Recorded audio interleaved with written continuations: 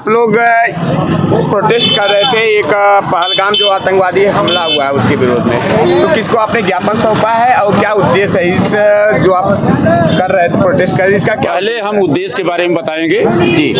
ये हमला नहीं है, एक तरह से हिंदुत्व के ऊपर ये सबसे बड़ा हमला है, क्योंकि आज तक विश्व की ये पहली घटना है जहां तक भी आतंकवाद कार्रवाई जहां भी हुई है, कहीं धर्म पूछ करके गोली किसी को नहीं मारी गई और यहाँ धर्म पूछ करके नरसंहार किया गया है। ये पाकिस्तानी दुर्दांत राक्षसों का कारनामा है और मैं बहुत श्रेय देना चाहूँगा अपने माननीय प्रधानमंत्री जी को, जो कि इसके बदले में एक से एक अच्छे कदम को उठा रहे हैं, जो कदम आज तक पूर्ववर्ती सरकारों ने नहीं उठाया। सन 65 का युद्ध हुआ, सन 71 का युद्ध हुआ, सन 1999 में कारगिल युद्ध हुआ, लेकिन किसी सरकार ने ऐसी कठोर कार्रवाई नहीं की जिसने कि सिंधु जल को रोक दिया हो, जो कि ये समझिए कि प्राणवायु है। सिंधु प्राणवायु को हमारे प्रधानमंत्री जी ने पाकिस्तान की प्राणवायु को काट दिया है। और जिन भाइयों का खून इस धरती पर उस दुर्दांत आतंकवादियों ने बहाया है,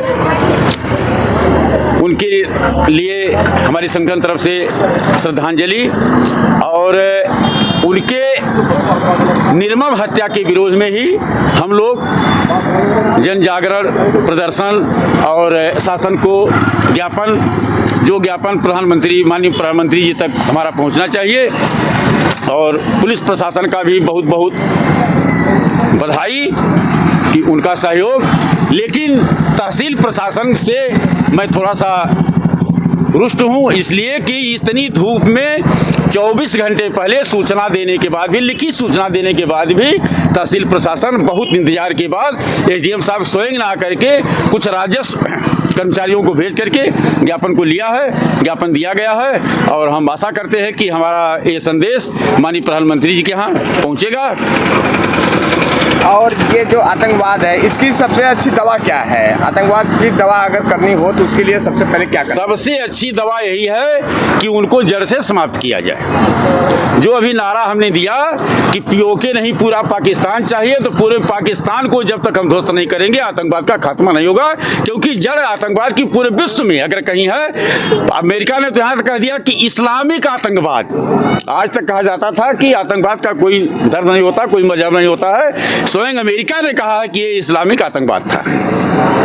यानी कि ये जो घटना के पीछे आप पूरा पाकिस्तान को जिम्मेदार मानते हैं? पूरा विश्व मान रहा है, हम क्या मानेंगे और आप क्या मानेंगे? पूरा विश्व मान रहा है। नहीं, हमारे हिंदुस्तान में और हम आशा करते हैं कि में भी कुछ भाई ऐसे हैं कि जो उनको शरण दे रहे हैं, शरण दे के आतंक करवा रहे हैं, उनके लिए भी मैं माननीय इसीलिए आप कश्मीर वासियों पर भी आरोप लगा रहे हैं। जी हाँ, अगर वो शरण नहीं देते तो वो लोग हमारे देश में घुस के हमारे देशवासियों का इस तरह से खात्मा नहीं करते, इस तरह से उनको नहीं मारते जान से। हमारी बहन बेटियां वहाँ बैठ के तड़प रही हैं, रो रही हैं। बताइए ऐसा कैसे हो सकता है? बिना देश में कुछ जो देश के कुछ लोग हैं जो देश का अहित चाहते हैं, देश में रह के देश का खा के और देश में ही उनका अहित चाहते हैं, ऐसे लोगों के लिए प्रधानमंत्री जी से मेरा विनम्र निवेदन है कि उनको उनके साथ ऐसा ही व्यवहार करें कि उनको भी देश से निकाल दें, वो भी अपने भारत से निकाले जाएं। इसीलिए ये नारा दिया गया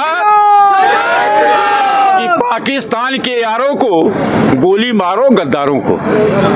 ये नहीं है कि पूरी कश्मीर आतंकवादियों के समर्थन में है, लेकिन चंद लोग जो पाकिस्तान के यार बने बैठे हुए यार बन करके बैठे हुए हैं, उन्हीं की वजह से यह घटना हो पाई है। इसमें सरकार उनके खिलाफ भी कार्रवाई कर रही है और सरकार की कार्रवाई से हम लोग बहुत संतुष्ट हैं। प्रधानमंत्री जी आगे और बहुत बड़ी कार्रवाई करेंगे जिससे कि समूल आतंकवाद का नाश हो। क्या इसमें सरकार कटघरे में नहीं है? वहाँ से सेना रहने के बावजूद भी इतनी बड़ी आतंकी घटना हो जाती है, क्या सरकार को इन सब चीज़ों का पहले ज्ञान नहीं था? सरकार का फेलियर हम नहीं मानते, इसलिए नहीं मानते हैं क्योंकि जो आतंकवादी वहां आक्रमण करने आए थे वो ऐसे ऐप का इस्तेमाल किए जिस ऐप को किसी भी हाल में हमारे सुरक्षाकर्मी टैग नहीं कर पाए, और उसी ऐप के द्वारा ये सब अपनी दुर्दांत कार्य जो किए हैं उसको करने में सफल हुई है।